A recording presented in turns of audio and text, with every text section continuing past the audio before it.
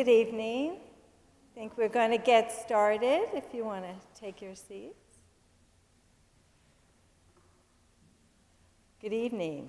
I'm Eve Vogelstein, the president of Great Talk, and thank you for joining us for this live and virtual conversation for sharing ideas with the very best minds. I'd like to thank the Great Talk Gold sponsors, the Zaf McKinney Group at Morgan Stanley, and LifeBridge Health for their financial support, and a big thank you to our longtime VIP partner, the Alexander Grass Humanities Institute at Johns Hopkins University. And thank you also to our media co-sponsors, the Baltimore Sun and the Baltimore Fishbowl. We are also very appreciative of the donations made by our generous supporters. Last but not least, we are deeply grateful to Director David Ware and Ellen Chittard, Director of Events, for graciously offering the Church of the Redeemer to be the wonderful venue for this evening community event. This is amazing. It's just such a beautiful space. Thank you so much. Great Talk was founded by our executive director, Claudine Davison, and our vice president, Diane Davison.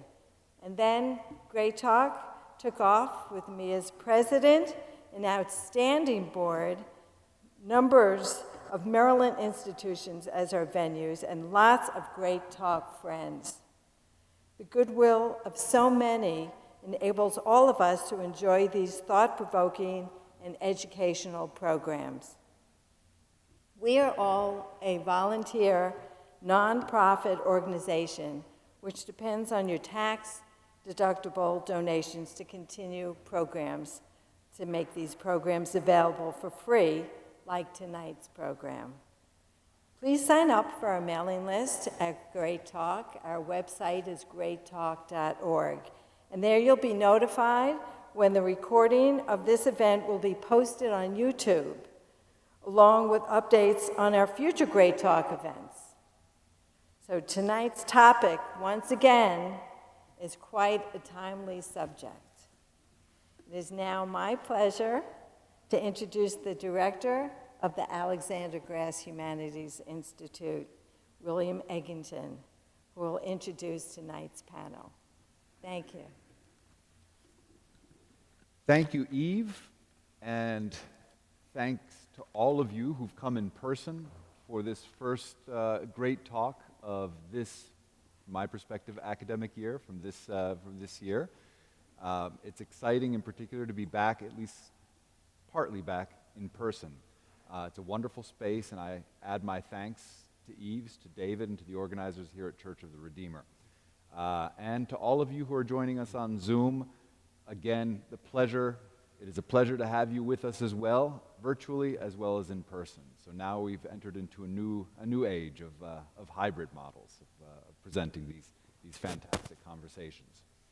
So I'm going to go directly into the event of the evening, and I'm going to begin by introducing the four experts that we brought together to discuss this evening the question of geopolitical domination by China, Russia, or the United States, global disruption, and broken alliances. To begin with, I'm going to start all the way on my left. Jeff Mankoff is a distinguished research fellow at the U.S. National Defense University's Institute for National Strategic Studies. Next to Jeff, Horace Bartolo is a professor of international political economy and American foreign policy at the School of International Service at American University. Next to Horace, Matthew Kaminsky is Politico's editor-in-chief, overseeing all editorial operations of the publication. And finally, immediately to my left, Giselle Donnelly is a senior fellow in defense and national security at the American Enterprise Institute, where she focuses on national security and military strategy, operations, programs, and defense budgets. The way we'll go this evening is I'm essentially going to start the ball rolling with a few questions, get out of the way, let our experts get into a robust discussion. They can converse with each other. Back to me, I'm getting a sign that I need to speak more loudly. I hope everyone can hear me. Is that better? They will speak amongst themselves. I'll ask some more questions, and at a certain point, I'm going to bring down a microphone, put it at that stand, and please feel free to stand up and form a line to ask questions yourself. We'll be running about an hour, all right? Thank you, everybody, and now let's get into it with our first question. Panelists, let's start talking about this. In your estimation, what factors, what tools are most important for a nation to establish some kind of geopolitical power, even domination in the 21st century? Does anyone want to take a first stab at that? Giselle or Horace? Sure. Giselle, all right. I'm happy to do it, sure. Thank you. Well, the 21st century is not entirely different from previous centuries. So, I would say that military power still remains the ultimate resort of states and monarchs and kings and leaders of one sort. Oh, they would like Oh, I'm sorry. Yes, there we go. to test that. One hesitates to eat the microphone. How about that? Okay? Okay, Rev. Thanks very much. I see. I'm not sure I can meet that. However, I will quickly repeat what I said. So I would say that the 21st century is not unlike previous human experience in that military power and, of course, wealth and also principle are the elements that make some powers greater than other powers. There is, at the moment, obviously, a moment of international competition, great power competition, as the administration would say, which is something that we have not experienced really since the end of the Cold War. And alas, the invasion of Ukraine reminds us that military power is still the coin of the realm, so to speak. And even though technologies are changing and human societies are evolving as well, I think to turn our backs on the sort of geopolitical and power wisdom of the ages in a moment like this would be a mistake. So would you say that, and this is also for the rest of the panelists, that this great power competition or this reshuffling is one of the major distinguishing factors of 21st versus at least the latter half of the 20th century? Anyone else want to? I'll keep talking until somebody gives me the... Yeah, just to complete my introductory thoughts, yes, I would just throw out as a straw man that the Ukraine war will lead to a diminishment of Russian power, but the rising power of the Chinese is probably the focus of international politics for the first half of the coming century. For sure. Yes, Jeff. Should I use one of the? Oh no. Those Yeah. Okay, I'll try to speak up. So let me touch on the first question that you asked, and then I'll come over to the second. I agree that military power remains in some ways the ultima ratio among states in the 21st century, as it has always been. I would say, though, that the generation of military power and the meaning of military power has changed, in part because of technological evolution. So it's not enough to simply have more guns and more bombs if those bombs and guns can't be integrated with technological systems that allow for targeting, that allow for the integration of lots of big data and other kinds of information to make more effective use of those weapons. And this is partially what we're seeing in Ukraine right now. Russia has a very large military. It has a very large arsenal of relatively old, relatively dumb bombs. And what the Russians are discovering in Ukraine is that even though they outnumber Ukrainian forces pretty significantly, Ukrainian forces have an advantage in morale. But beyond that, the Russian technical capabilities are not keeping up with the state of the art that's being produced in the West, which has been giving significant amounts of military assistance to Ukraine. So it's not simply military power in terms of counting the numbers of bombs or warheads, tanks, ships, planes, or soldiers. It's the capabilities of those weapons, which in some ways is downstream to the level of technological sophistication and the ability to integrate, especially information technology, into weapon systems. On this issue of great power competition, and others, feel free to jump in. I think that there was a moment at the end of the Cold War where we thought great power competition had basically ended. We were in what Charles Krauthammer, who wrote in Time magazine, called the unipolar moment. That was a moment. I think that moment has largely passed. Those people who were paying close attention, even during this unipolar moment, including Krauthammer, knew that it was a moment, that it wasn't going to be permanent. It was the consequence of the rapid collapse of the Soviet Union and all of its political and military capabilities. And what's happened since then is not that necessarily the United States has diminished, although the United States obviously has its problems. It's that other countries have closed the gap by growing faster, by developing new capabilities. And so even though the US is in absolute terms more powerful than it was in, say, 1989 or 1991, the relative balance of power between the United States on the one hand and China on the other, or Russia's a more complicated case right now, has narrowed.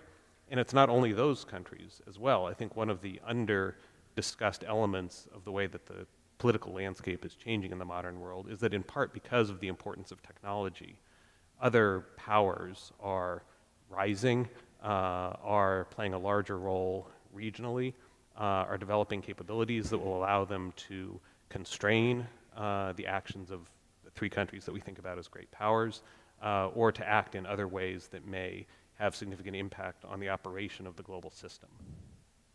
Speak louder, okay. I'm going to try. So, right now we don't think of countries like India, or Indonesia, or Brazil, or Mexico as being great powers, and by traditional measures they're not.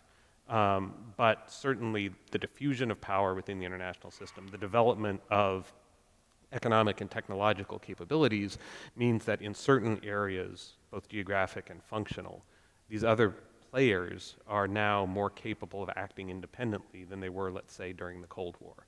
And I think that has implications for the way that we think about the global system and for the use of this term, great power competition.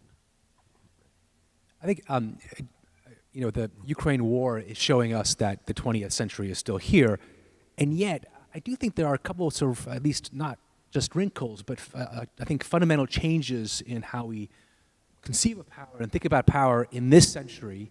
And I guess I would just to make it very brutally simple, one is the power of attraction, the power of your model. I think it's much more important than it ever was, whether what makes countries strong is our ability to win over allies, to bring in immigrants, talented people to work in our countries because technology is so important, because creativity, economic creativity is so essential to not just having the smartest, best weapons, but having the strongest economies. And I think, secondly, that I really do think that that's sort of that. I always find that I think even having Russia as part of a conversation of great powers seems almost absurd, notwithstanding their nuclear arsenal, because they really have no friends. They have no economic model that anyone wants to copy. No one really wants to go there. And I would say similarly for China, I would actually argue that China is overhyped as a rising power and a rising threat, precisely because it too is not attracting allies, it's not attracting immigrants, and internally it doesn't have the mechanisms to self-correct, to really kind of really adjust to a fast-changing 21st century. And so I guess I would make the unfashionable claim that actually, despite all our problems in this country, I would still think that America is the rising power of the 21st century and will end this century as the great power without really great competition, maybe even more so than it ended the 20th century. Well, unfashionable opinions are often great in a situation like this because they can spark debate. I don't know, Horace, if you have something to say to that or to anything else that any of us are saying. Is my mic working? Yep. Yeah, okay. Loudly. I That's good. I agree with certain of the propositions, but what I do disagree about is certain underlying assumptions. The first one being that there is some sort of a great power rivalry. I suppose if you define rivalry as China wants to grow and have its place in the world, and that's a very, very general term. But let's look at certain facts, right? Let's look at certain empirical facts. The United States has 750 military bases around the world, spread out across 80 nations. So the U.S. has more military bases than there are countries in the world. There are only 195 countries in the world. After the United States, Britain has something like 145, remnants of the old colonial British Empire. Russia has 36. China only has 5. 5.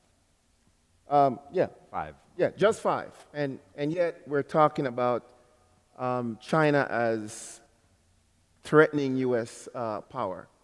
The United States, if it ends this century, will go down as the largest empire that humankind has ever seen. You can't talk about other states competing with you when you have more military bases around the world than there are countries. Secondly, I also want to say this about China. China is definitely a rising economic power, and to a large extent, they are also putting their economic resources to build their military. I would disagree with my colleagues by saying that no one is attracted to China. If you look at the Afro barometer or the Latin barometer, Africans, Latin Americans view China more as a friend than they do the United States. In fact, I was just running some analysis about this as we speak yesterday.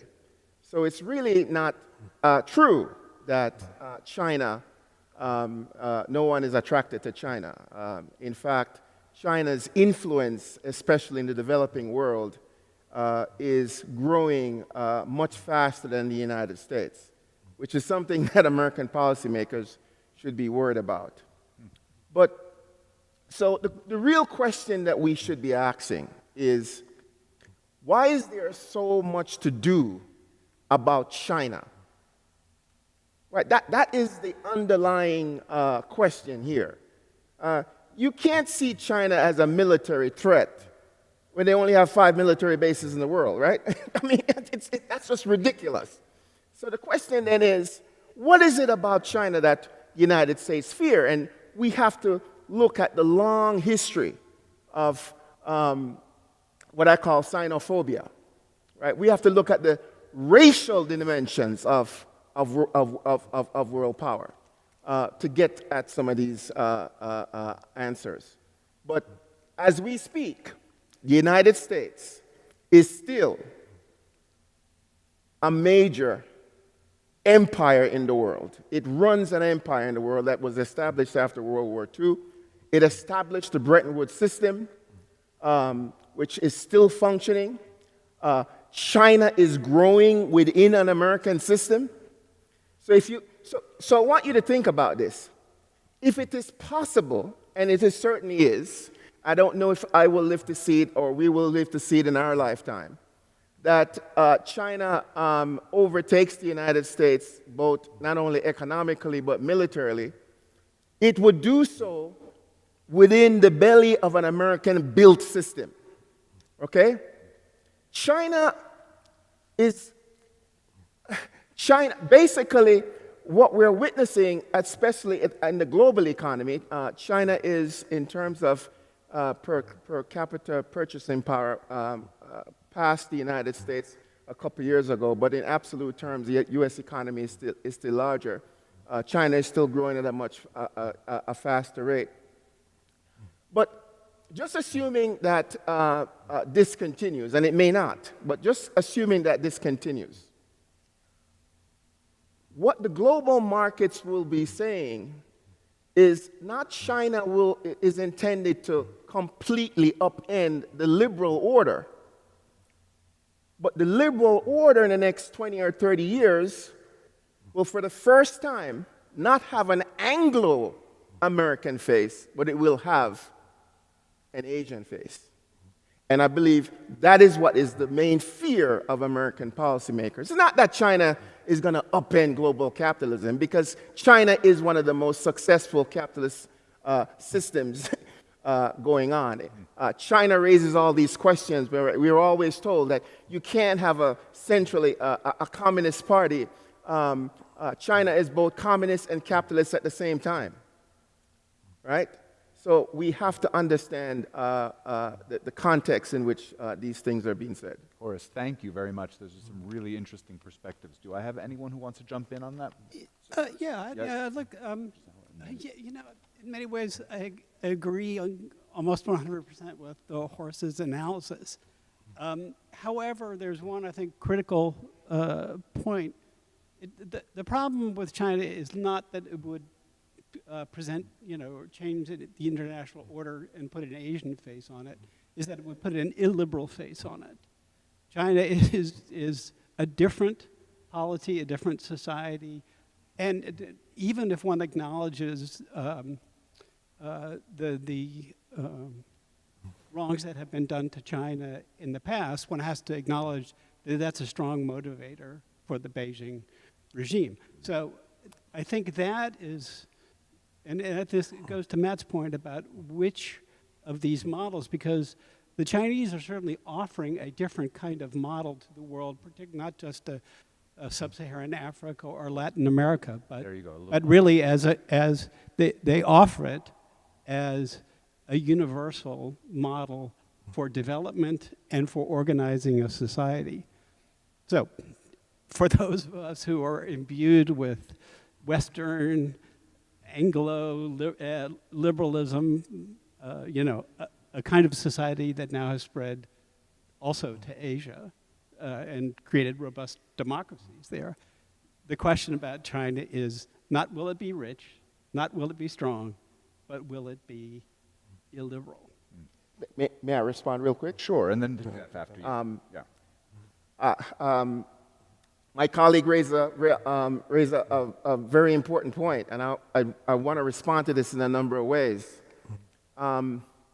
It is not entirely clear that China will present an illiberal face to our liberal order. Let's be clear. Let's go back to facts and not assumptions. The Freedom House, conservative think tank that collects and measures the Freedom House Index, has shown in its recent reportings that democracies around the world are on decline. Now, many in the Biden and even the Trump administration blame this on, as my colleague just said, an illiberal face, the rise of China, which is not true. Because the United States, according to Freedom House, has dropped 11 points in the last 15 years. In other words, the United States today is less free than it was 15 years ago. And I don't think anyone in the Biden administration or previous administration would say that the decline in American freedom is because China is putting an illiberal face on America. That's ridiculous. So we know that the answer to why democracy is on the decline is a much more complex and complicated question. But we ought not to stop there. We ought to ask the question, why is it? as my learned scholar has suggested, that we believe that a rising China will put an illiberal face on the liberal order. Why do we believe that? And I want to venture this proposition.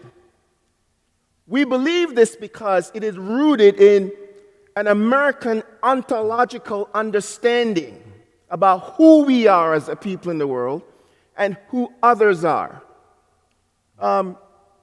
There's a very important book by the man by the name of Tubison. And he defined America and American thinking, the thinking of American policymakers, that America has always seen itself as the redeemer nation. It is a nation that sees itself as redeeming. After World War II, we're saving the world for democracy. We have, and it's so very important, I'm in the Church of the Redeemer. We have a redeemer nation complex. And so, if a country like China, who is rising in the world economically and also influentially, especially in the developing world, and at the same time, it is correlated with a decline in democracy all around the world, including the United States. And if anyone didn't believe that, I think January 6th reminded us of that. And China had nothing to do with that. Okay? So we are making these connections, and they're ontological. It is our understanding of our existence and who we are as a people, as saviors of the world. And democracy, in our mind, is the proof of redemption. When countries become democratic, it is proof that they have been redeemed by the Redeemer. And so, if a China is on the rise, the assumption is the unwashed, the illiberal, will undo what has been done by the Redeemer. And in fact, there is really no empirical evidence of this. In fact, there's more evidence to the opposite, that if you have an understanding and appreciation for Chinese history, you'll recognize that China has never really wanted to make the world over into his own image. That's been the redemption nature, the redeemer mentality of Western powers, Western colonialism. I've always wanted to make people over into their own image. And the history of China does not suggest that. I think China wants economic domination, but they don't want to remake the world over into their own image. Jeff. Okay. So I guess let me just start there and say that on China, I disagree with that. I recently wrote a book on imperial legacies and how they shape the foreign policy outlooks of contemporary post-imperial states. China is one of those. There is a long tradition in Chinese history of China as, the term gets translated into English usually as Middle Kingdom, the center of a system whose own identity, whose own norms of behavior reach out beyond. Now, whether and to what extent that model continues to inform contemporary Chinese foreign policy, of course, is debatable, as much as it's debatable. Precisely. The same way it's debatable the extent to which the savior complex in the United States continues to inform American foreign policy. I think at different times in history that's been quite pronounced. I think we all remember the Bush administration and the Freedom Agenda and the idea of transformation in the Middle East through military power. I think, more recent U.S. administrations have been much more restrained in that regard. Now, taking that as a starting point, I would say that when it comes to the U.S. relationship with China, there are two pieces that we've been talking about up here. One is the military side.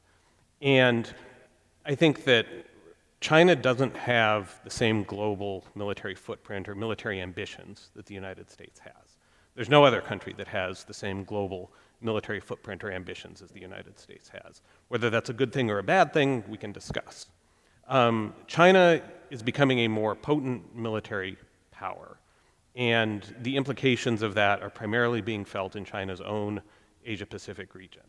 I'm sorry, we now use the term Indo-Pacific. I don't like that term, but that's the term that we use. I still say Asia-Pacific. And so countries like Taiwan are very much concerned about what the increase in Chinese military capabilities mean for them. Now, the United States cares about Taiwan because we have a mutual agreement on security. We sell them weapons. We've given various commitments to protect them that are kept somewhat ambiguous to avoid being provocative. But in the aftermath of the invasion of Ukraine, I think are becoming at least somewhat more explicit. China is a democracy. Taiwan is a democracy. It is a flawed democracy, but it has become significantly more democratic in the last couple of decades. I think there is a real military threat that Taiwan faces from China, to the extent that the United States supports democracy as a value abroad, and the United States has never been consistent about that. In the post-Cold War era, we have gotten better about it. There are still a lot of outliers. Saudi Arabia, Pakistan, which is a flawed democracy, plenty of others that the U.S. is allied with. But on balance, the U.S. preference has been for more democracy rather than less, and certainly defending existing democracies like Taiwan from potential challenges by authoritarian rivals, like in this case China. The second piece of all of this has to do with the nature of global order, global systems, global institutions. And since the end of the Cold War, the US has overseen or underwritten the emergence of what is sometimes referred to as a liberal international order. Now, like Voltaire said of the Holy Roman Empire, it's neither holy nor Roman nor an empire. You can say sometimes that the liberal international order is neither liberal nor international nor an order, but it is, I would argue, significantly better than what we had previously, which was a world that was divided into two competing orders, one of which was dominated by state socialist parties and movements, the other that was basically defined by its opposition to state socialism and encompassed a whole range of political models, some quite authoritarian. Since the end of the Cold War, the US in particular has had a normative preference for democracy. And US institutions, US-led institutions like Nato, have placed greater emphasis on democracy as a value. Now, that doesn't mean that this is applied universally. Again, the US is allied to Saudi Arabia, right? We can just put that out there. The general preference has been for a system globally and in regional institutions like NATO that is more rather than less democratic. China and Russia are openly authoritarian. The United States is a flawed democracy. It may be an increasingly flawed democracy, but it is a democracy. China and Russia are openly authoritarian, and their preference when it comes to international systems, both globally and regionally, is at best agnostic when it comes to the internal operation of countries that participate in these systems. So Russia has made a big play internationally about the idea of non-interference in other countries' internal affairs. Now, that's sort of leaving aside countries in Russia's immediate neighborhood where it's intervened very directly. But as a principle, since the onset of the Arab Spring, Russia's position has been these countries in the Middle East have their governments, they are legitimate by the fact that they exist, and the United States campaign to spread democracy in the Middle East is harmful, is disruptive, and is counterproductive. And so Russia has instead openly supported authoritarian governments and the resurgence of authoritarianism in the Middle East. It also, along with China, has supported the creation of international institutions that, again, are at the very least agnostic about the internal organization of the states that participate in them, and I would argue that have a kind of at least soft bias in favor of authoritarianism. So to take one example, the Shanghai Cooperation Organization, which is meeting this week, President Putin of Russia, President Xi of China are in Uzbekistan. They're meeting. It's President Xi's first trip abroad since the pandemic started. The SCO, Shanghai Cooperation Organization, was set up in the early 2000s. Russia and China are the leading participants in it. It does a whole lot of things. Among them is it is committed to fighting against the so-called three evils: separatism, terrorism, and extremism. And so under this doctrine of fighting the three evils, states that are members of the SCO are committed to arresting and extraditing individuals who are charged in who they believe have participated in extremism, separatism, or terrorism. So this mostly applies to members of the Uyghur ethnic group who live in Western China, many of whom in earlier years sought refuge in Central Asia. Many of the Central Asian countries are also part of the SCO, and which China, by accusing them of participating in extremism, terrorism, or separatism, uses the SCO and uses intelligence and security service cooperation within the SCO to demand the extradition of these people, many of whom are intellectuals, artists, scholars, business people, ordinary people too, back to China because they advocated for something that in the West we would consider to be protected speech. Extremism, we can carve out a little bit. Separatism, right? If you say, you know, Texas should secede from the United States, right? That's protected speech. We're not going to send the CIA after you if you go seek refuge in Canada, right? So I think there is a fundamental difference in the way that the United States on the one hand and then Russia and China on the other approach the creation of these international institutions that comprise the global order. And that ultimately is what a lot of this competition is about. It's about which of these models of international cooperation, of international institution building is going to predominate in the years to come. Jeff, thank you. Matt, I know that you had a hand up before. Horace, a relatively quick response. We'll go into a different. Yeah? Jump in Chime in quickly. and then- I'll chime in. I guess I want to say that I find it hard to reconcile the vision of the U.S. as a missionary power that's setting out to rule the world, with at least my understanding of American history going back to Washington's inaugural, the invocation to stay out of entangling alliances, to not butt into the world affairs. And in fact, for most of our history, we have shied away and not wanted to move in. Between the interwar period and under Donald Trump, which had a very kind of clear isolationist tinge to his foreign policy, wanted to pull out of NATO. So I do think that the U.S. has come in and intervened when it really had to. And I would also say I don't think it's an effort to cast the world in our image as much as a more, I think, pragmatic American sense. Let's make the world safe for trade, for capitalism, for making money, protecting our property. On the other hand, I think maybe just summarize what you were saying is that both the Russian and the Putin, let's say Putin and now President Xi in China, who is the most authoritarian and potentially the most dangerous Chinese leader since Mao, has now extended his term to be an eternal leader.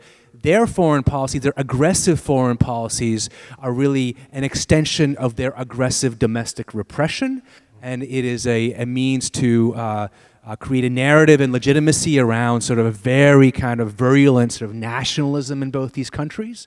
And so I just find it almost incongruous to kind of even compare the two. Thank you. Yes, Horace, let's have one response on the China question, then we can move on. I'm an empiricist, so let's look at facts and not anecdotal evidence. To be sure, China is an authoritarian regime. So is Russia. No one is making an argument about that. I would have disagreed with my learned colleague that China intends to remake the world over into its own image. I'm actually just completing some analysis for a forthcoming book. It is called Sinophobia and the World Order, using recent data on China's foreign aid and running analysis on aid and regime types around the world. This is what I've found, and the current findings support the findings of my 2019 book. And what that shows is that while American policymakers, as my learned colleagues talk about, we support democracy. In parts of the world, like Latin America, for example, when the United States fights the drug war in countries like Colombia and other Latin American countries, what effect do you think that has on those countries' democracy? Well, the analysis shows that if you are a liberal democracy and you cooperate with the United States and you take U.S. money to fight the drug war, you're 40% more likely to become an illiberal democracy. Okay? 40% more likely to become an illiberal democracy. Okay? So while American policymakers will say, oh, we support democracy, they pursue other policies that undermine what they claim they support. And in the eyes of the world, that looks like American hypocrisy. So we have to get out of our own ideology, our own biases, and have a real objective look of what we're actually doing in the world. One other point I want to make regarding China and what China, its effect on democracy. What the new data shows, if you run the analysis of Chinese aid and US aid at the same time, China's aid has zero statistical significant effect in either increasing or reducing countries' democracy. Which suggests, as my colleague says, yes, they're agnostic, but not the United States. US aid towards certain countries will worsen their democracy. That's what the data is telling us. So while we could talk about, there's all kinds of anecdotal evidence, right? Matters of this importance should be dealt with in a more empirical, scientific way, because the world depends on it. Giselle, can I go back to you and start with a new round of just, I'd like to hear everyone on this topic, and that is what you each consider to be the single, if you can name it, greatest threat, geopolitical threat, going forward, or you can look ahead in time, something perhaps that we're not talking about yet. To the United States? To the United States, or if you want to say to something broader than the United States, but at the very least to the United States. Giselle, do you want to start? Did everyone hear the question? I asked what each of the panelists believe is the greatest threat, the greatest geopolitical threat, either to the United States or even to the world, and to see whether they have similar or differing opinions on that. Well, the thing that I worry about the most is the weariness of America to play its role as an order-defining global power. That is one thing that has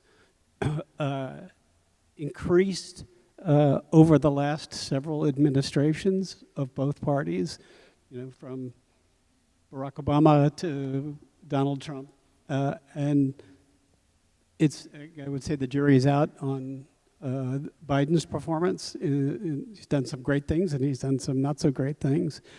But broadly speaking, and again, this is not an ideological, neither party has owns this issue, but both seem to evince, and we as a people seem to be wearying of our role and doubting ourselves, doubting our principles as being applicable to all human beings. So again, one of the things that I think, to paraphrase Abraham Lincoln, if we, it won't be a foreign power who defeats us. It'll be our internal divisions that divide us. And in today's world, that has global consequences. I see. Matt. I would say it's technology. Technology, as especially not so much the Facebook that I guess we use since we're that generation, but more the emerging technologies around sort of blockchain and around how that one in turn is going to undermine the institutions of the nation state, central banking, currency, without us thinking through what institutions will be created to replace it. And similarly, how technology is used by authoritarian states to actually make themselves stronger and sort of become potentially much stronger than us in the context of the power conversation here going forward. All right, so we have on the one hand, American withdrawal, sort of self-withdrawal, and the other changes in technology that are creating all sorts of new threats. Horace.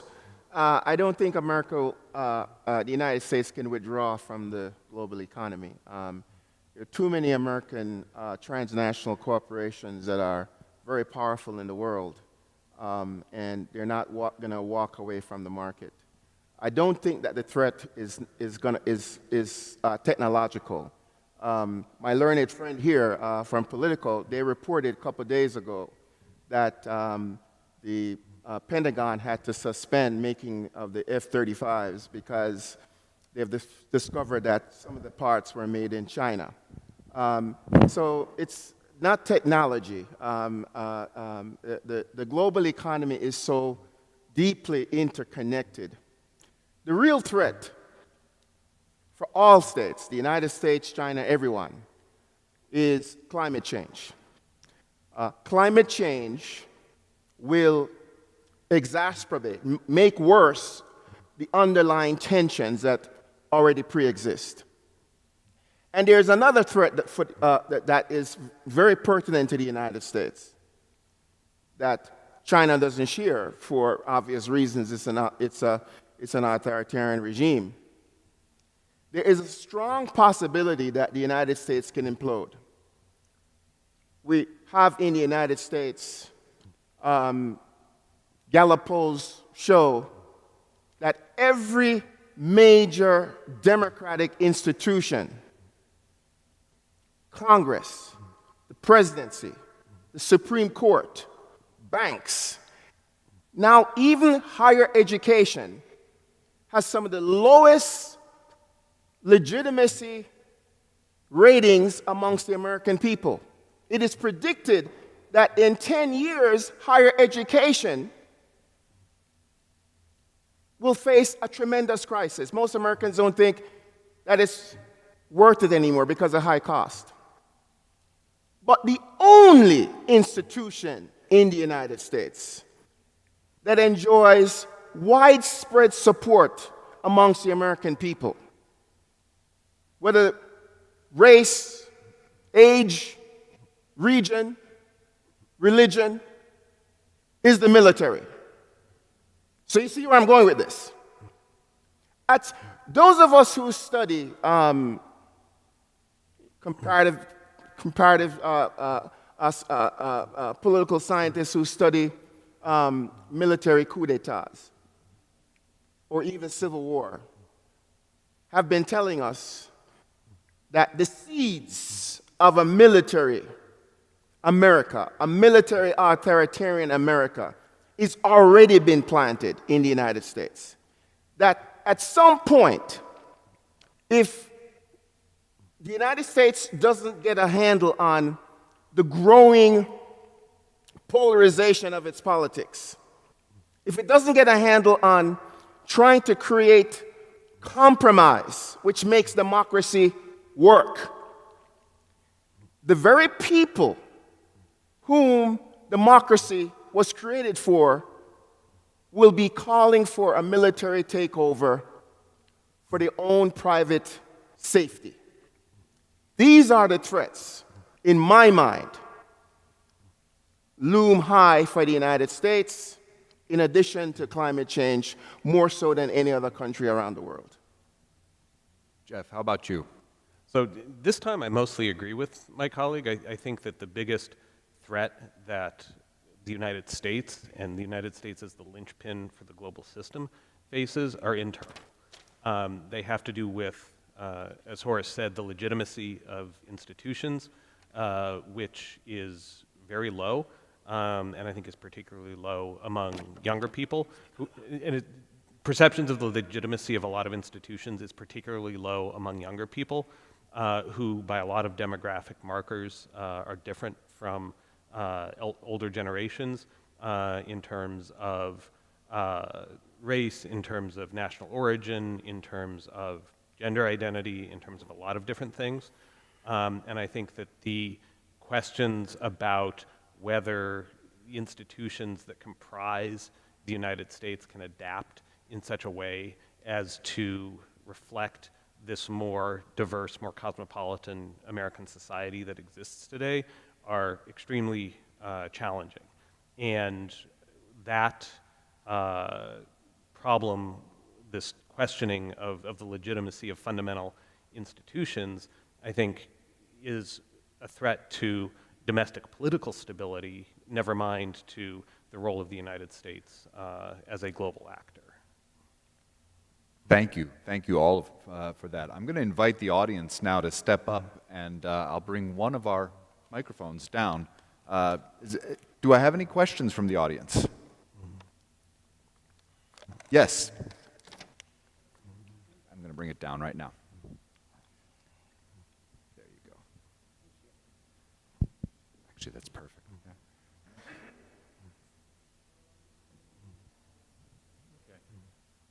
Well, it wasn't what I was going to envision as a question, but you brought up the internal divisions of the United States. And I think a lot of it has to do with competing factions fueled by a 24-hour news cycle and politicians who should be term limited, and gerrymandering should be avoided as well, because everything now turns onto a religious jihad.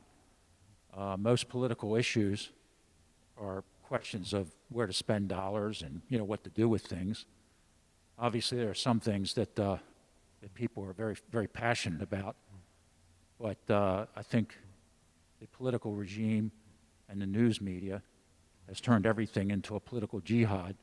So if you want to build a sewage treatment plant somewhere, people are screaming and yelling, and it's it's like a civil war, where it's really just a policy issue on most things.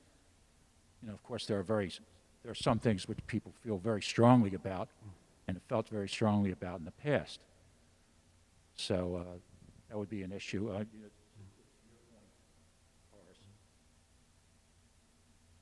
Thank you very much. Anyone want to respond to that? Matt or Jeff? Matt? Maybe I could just start, and maybe partly response to that and partly in response to the previous two speakers. I'm struck by January 6th. Obviously, we were sort of hair's breadth from maybe more human tragedy. And at the same time, there was never a question about the succession of power in this country. Institutions held firm. Having been in Washington the day that after the election, everyone I knew in the Trump administration was preparing to leave. And I don't think actually that was ever in doubt. Secondly, I think we're overstating the divisions and the factionalism, and we're making it louder because, yes, our social media is louder, our cable news is louder, but, go to the library at Hopkins, look up newspapers from the late 1800s, writing about sort of presidential politics and the insults flying back and forth, read the yellow press.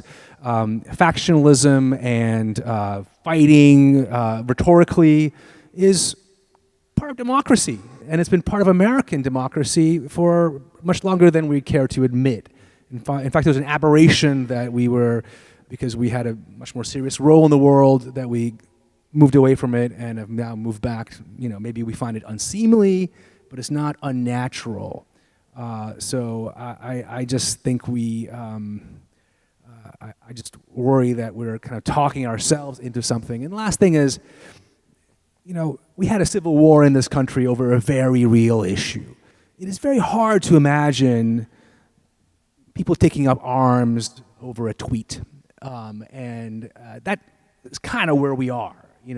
I really think that fundamentally much more unites this country than we care to admit. And anyway. So there are two very distinct positions forming on this issue of how seriously to take the level of division in this country. Is there any response to Matt's more deflationary position on this? Well, among my sins is being a lifetime student of the Civil War, and so I'm going to agree with Matt certainly in this regard. There is nothing in our politics today that begins to approach the level of seriousness, moral, political, you name it, than slavery did in 1860. That's just a historical distortion that does not serve us very well. Not to diminish the divisions among us, and what worries me is the consequences of those divisions. That we are paralyzed by them, not that they threaten to really tear our society apart. Texas is not going to secede, as far as I can tell. Jeff. So I think in the United States, I think there's a tendency in the United States to be a little, sorry. Yeah. I think when you have these kind of discussions in the United States, one of the challenges is that we're sometimes imprisoned in our own history. The discussions about political divisions, about civil war, political violence, we look at it through the lens of past American experience because that's what we're familiar with. And while I certainly agree that we're not going to see something like what happened in 1860, I think if you look at the experience of other countries that have had these sorts of political divisions and questions of institutional legitimacy, you can come up with a lot of bad outcomes that don't look like the American Civil War. They can look like the Troubles in Ireland. They can look like the kind of low-level, sustained political violence that you had in a number of Latin American countries, or in Turkey in the 1970s, or in Italy. So I think there's a wide range of bad outcomes, all of which could have significant consequences for political order in the United States, but also for the role of the U.S. as a global actor. And so I wouldn't fixate entirely on the Civil War and be comforted by the fact that the divisions that we have today are not likely to lead to a new 1860s-style American Civil War. And I do think, actually, on the point that you made, there's nothing that divides Americans to the extent that slavery did in the 1860s. I think that's true, but not as true as perhaps it's being made out to be on this panel, because I do think there are other things that are maybe up to that border. Belief in democracy may be the big one here. Yep. So January 6th was bad. I live on Capitol Hill. I had a front row seat for some of this. It was bad. That story's not over. That story didn't end on January 6th. When you have people running for elections, not only at the federal level, but at the local and state and county level, whose basic principles rest on the questioning of democratic outcomes, questioning the value of democracy as a system, questioning whether certain people deserve to have their voices heard, and people like that get into positions of power, not necessarily the White House or the Capitol, but city halls, counties, courthouses around the country. That creates a very widespread, a very deep-rooted division and an issue that I think a lot of people are going to feel very passionate about, and where the potential for real violence, I think, exists. We have another question, and then Horace, I'll have you respond first after that. Please, a new question. So question going back to the earlier commentary around China and military power. I've had the opportunity to visit China a number of times over the last 20 years, and there's a very strong focus on GDP and economic growth and dominance. It seems as if they feel like the last few hundred years are a blip on the map, and they want to very focused, in a focused way, want to get back to kind of what they presume their right is in the world, right? The question that I have is, if they are to become a dominant economic power, how important or to what degree do you also have to become a dominant military power to make that happen? Yeah, Horace, do you want to step in? Yeah. Thank you for the question. I want to. That's a great question. But before I respond to your question as best I think that I can, I just want to follow up with my colleague. When January 6th happened, I was not surprised. There have been a group of scholars that I'm a part of. We were talking about these things at least 7 years before it happened. Now, the question is, we didn't believe that democracy would end that day. What we see it as a woman in labor, right? These are birth pains. So this is one wave. But there are other waves to come, to be sure. I disagree with my learning scholar that, well, it's not as bad. Each wave will get worse than the previous wave. Now, does it mean that we're toast? No. Believe it or not, the only people who could save the American Republic is the American people. But that will take all American people who have somewhat been left behind the so-called American capitalist dream to get together, to understand each other. Liberals don't understand why white, rural, uneducated people support Donald Trump. But if you spend enough time in the South and with rural whites, you will understand why.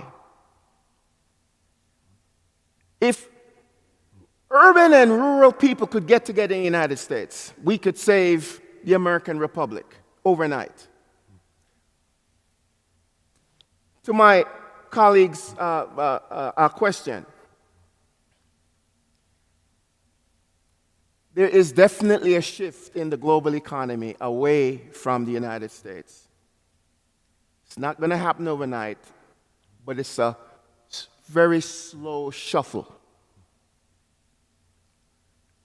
And I'll give you some, not just anecdotal evidence. I don't like to talk to people and use anecdotal evidence. I'll tell you some systematic evidence. The IMF reported, and you could fact check this. The IMF reported the first quarter or the second quarter of this year, about 40% of central banks around the world have moved away from the dollar as the reserve currency to the Chinese yuan. That's significant. Now, it doesn't mean that the dollar doesn't dominate the global economy. The US dollar still does. But it's a slow shuffle away from the dollar. Give you some anecdotal evidence. Saudi Arabia, America's major ally in the Middle East, is building a multi-billion-dollar oil processing, not in the United States, but in China. Israel, an American key ally in the Middle East, is also shifting its reserve currency away from the dollar to the Chinese yuan. Slow shift, very subtle shuffle, but significant. And it is something that Americans, we should be concerned about and we should pay particular attention to. Diane, did you say we have another question? Yes, we do. All right. Okay. I actually have several questions, but obviously we don't have the time. But with regard to China, the problem I see is that We have so many thousands of Chinese students coming to our colleges. They're majoring in math and science fields and taking the knowledge they acquire, and most of them are going back to China and using that information to obviously help their country. Our businesses are willing to basically sell us out so they can make a quick dollar, whether it's the cheap products that we buy from China or for our companies to sell to China. Now, with regard to Russia, I guess I see Russia more as trying to secure their borders. So I'm not as concerned about Russia because historically they've been invaded so many times over the centuries. With the United States, I think our problem is our national debt, which both political parties are very irresponsible. I think that's going to hurt us in the end, and also the lowering of our academic standards. And I would just like you to comment on that. So I'll take a few comments from whoever wants to jump in on that. And we can wrap up. So, Jeff, why don't you start? Okay. Let me start with China. The growth of academic links with China has been very significant over the last couple of decades, primarily in sciences and math. And I think that in part is a reflection of the point that you made at the end of your remarks about academic standards. There are not a lot of American graduate students who go into particularly engineering fields, I think in part because they have not been prepared to do that. And if you look around at the science and physics and engineering departments at most universities, there are very few native-born American students doing graduate-level work. That's right. And that's a problem of the American education system. As far as the Chinese and other students who come here, this gets to a point that was made earlier in the conversation about the American immigration system. We spend a lot of money bringing people over, educating them, and then we won't give them a visa or a green card, and they go home, and they go work for companies that don't, at the very least, contribute to the American economy, and in some cases, may go work for state-owned Chinese enterprises or something else that we see as being strategically problematic. So I think fixing the education system and fixing the immigration system together would go a long way towards addressing the problems that you identified. I have lots of thoughts about Russia, but because that's what I mostly work on, but I know we're a little short on time, so I'm going to punt on that. Very good. Who else wants to jump in? I agree with you. I was applauding you while you asked your question. And I completely agree with pretty much most things that my colleague just said. But I want to just add one thing. This was predicted 20 years ago. I remember when I was in graduate school, and it's not that too long ago, I watched on C-SPAN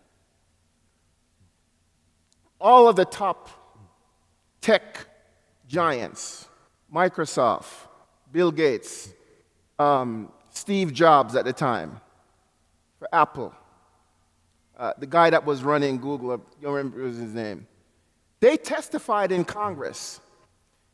And this was in the late maybe the early 2000s. And they told Congress that, to my colleague's point, if you do not beef up science and math from elementary school all the way through colleges, this is a threat to our business. And you will leave us with no choice but to go where the talent is. And that's exactly what we saw. Now, to your other point, you said Russia is protecting its borders. And I know many of my colleagues here are going to probably vehemently disagree with what I'm about to say. Okay? But again, it's facts. Let's deal with the facts. Russia's invasion of Ukraine was predicted in the early 1990s. Did you know that? Did anyone know that?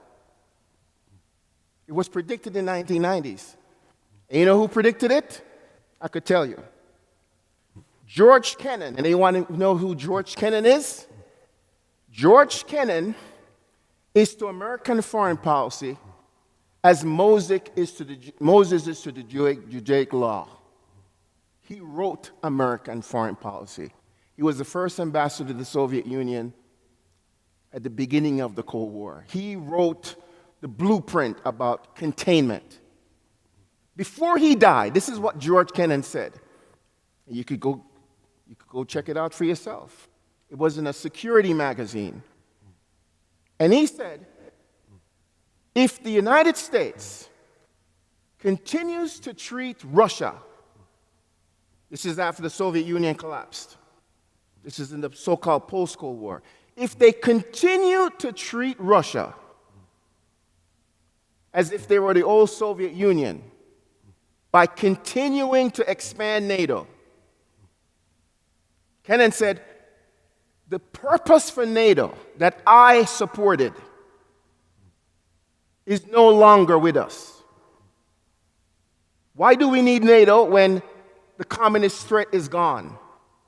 And he said, if they continue to expand NATO, no Russian government would accept it. Now, this is George Kennan. He was not alone.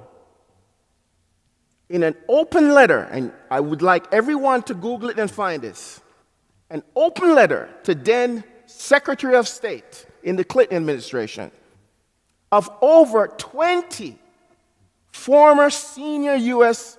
State Department officials. One was also a former Secretary of Defense who resigned in the Clinton administration over this issue.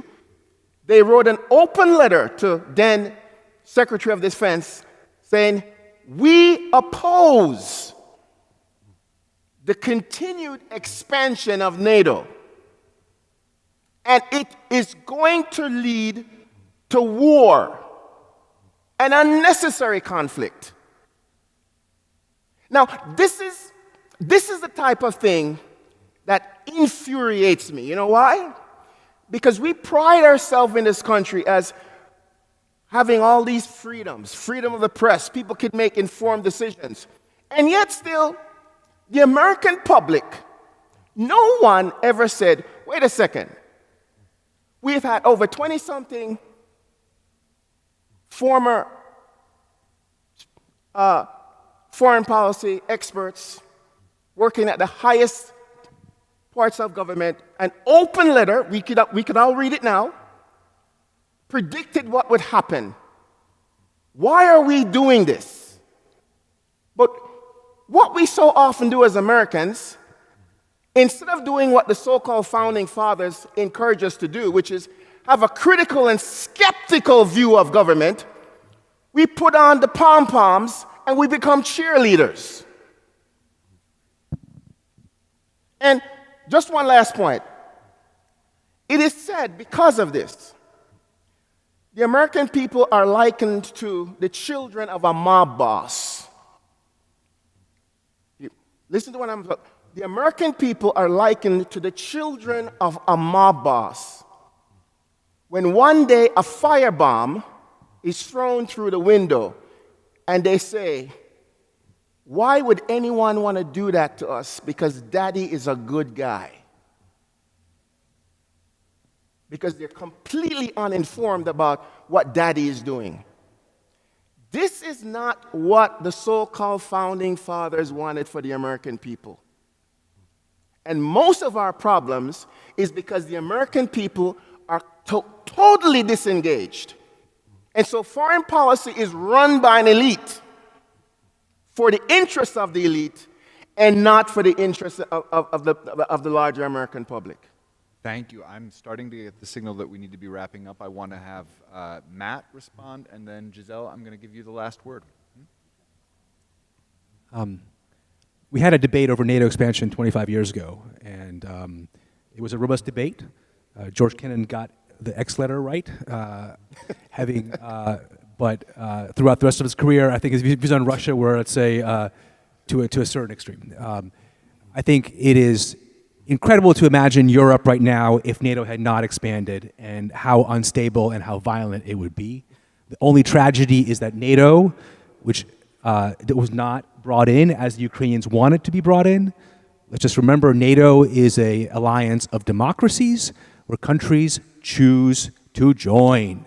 No one makes them join, they choose to join. Finland and Sweden have just joined, and Sweden having rejected decades of neutrality because it sees a threat to their democracy and their security from a rising Russia. It's not very complicated. It's not very complicated. Ukrainians are fighting for their freedom, they're fighting for their country, they're facing an existential threat, they are dying by the thousands, they were invaded by a totalitarian ruler who has, let's say, funny notions of what Russia is and what Russia could be, who runs a country that has no dissent, that has pushed out its best people overseas, and is hopefully going to lose this war with our help that the Ukrainians are asking for. I think it is dangerous to play domestic ideological games with foreign policy when there are real stakes out there. Having lived in Ukraine from 1994 to 1997, having spent a lot of time in Russia and Ukraine for the last 25 years, I can tell you that there is a right and there's a wrong, and we are, at least in this one case, on the side of the damn right. Just hold on. I want to say just real quick. Very, very quickly. This is the argument of the foreign policy establishment, that there was a debate about NATO, and Kennan lost the debate. There's a vote in the Senate. There's a vote in the Senate. You had a long. You had the stage for a long time. There's a vote in the Senate. Let me finish though. Let me finish this. Last words, and then That's only part of the story. That's the procedural part of the story. When the Soviet Union collapsed, all of the arms contractors, in fact, Stephen Hadley, I believe his name, a lobbyist for Lockheed Martin, in addressing his shareholders, he said, "We have to make Russia a bad guy again because it's hurting our bottom line." So NATO's expansion is tied to corporate capital accumulation. Okay? So let's not get wrapped up in these procedural arguments about there was a debate. okay. So That's almost like, hold on, that's almost like Jesus Christ coming back and said, "You know, guys, disciples, I think I made a mistake about something," and they said, "Well, no, Jesus, now you had it right the first time, but now you're wrong."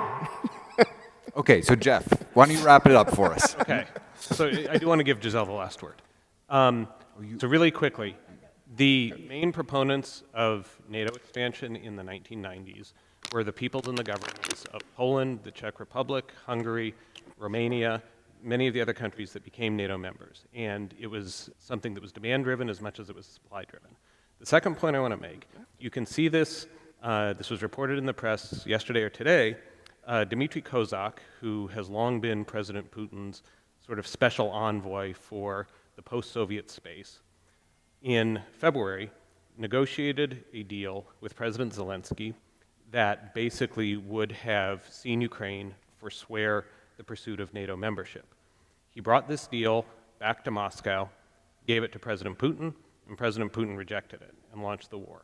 So if this were really a war about Ukraine's prospects of joining NATO, that deal would have been accepted. Clearly this war is driven by other things. Giselle, last word. Last word about procedures. Procedures are how democracies govern themselves. It's how the rule of law is promulgated and upheld, as we have done for almost 250 years. The United States, in the post-World War II and in the post-Cold War era, has created a world governed more by rules and less by sheer might or power than any recorded history prior to this. So yes, we embrace procedures. We need procedures. We need to preserve procedures. Otherwise, we'll be like beasts in the jungle, like Hobbesian leviathans at one another's throat. We want a world that's governed by rules, by laws that are made by men to preserve individual rights, not just in this country, but around the world. Okay, and with that, please join me in thanking our panelists for this robust discussion. And thanks to all of you in person and in Zoom for joining us this evening. Yes, I want to thank our wonderful panel. I want to thank our hosts for hosting us tonight. Couldn't have done it without you, and all the guests who came. I hope you enjoyed this thought-provoking talk we had tonight. Please visit us at greattalk.org to find out when our next talk is. Just want to remind you, if you did like it, we're a nonprofit, so we do accept donations. And thank you for taking the trip, everybody. And Bill, thank you very much, and we hope we see you again.